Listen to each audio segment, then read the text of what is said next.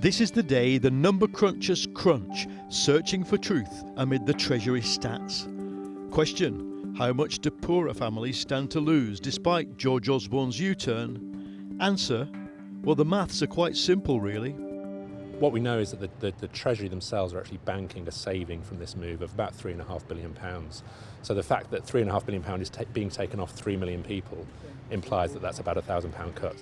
Working households are set to lose an average of £1,000 in 2020 or £1,300 for those with children. Factoring in the tax, benefit and minimum wage changes, for households that fall in the bottom half of the income scale, the average loss is £650, and for the higher earners in the top half, there's no average loss. My central judgment is that Britain needs to move to that lower welfare, higher wage economy. That's what we're doing. It's the right thing for our country. We can help families in the transition to that lower welfare, higher wage economy and use the improvement in the public finances to do that. But here's the long-term reality behind the U-turn Mr. Osborne made.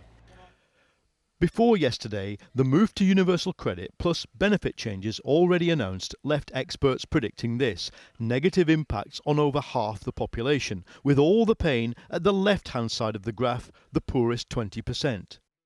And after the U-turn, the impact is about the same. 24 hours on from the Chancellor's announcement, two things are clear. Anybody who tells you this is the end of austerity just isn't reading the numbers. And anybody who says yesterday's announcement made things less bad long-term for the poorest families just can't read a graph. This is absolutely not the end of austerity in any normal sense. Public spending as a fraction of national income is going to be going down really quite fast over the next few years. A number of departments are seeing really quite significant spending cuts, even health, which is protected, and spending on that will go up by 3 or 4% over the next 4 or 5 years. Well, in normal times, you expect health budget to go up 3 or 4% every year. So that's the big picture behind the spreadsheets. Austerity continues and the poorest lose the most.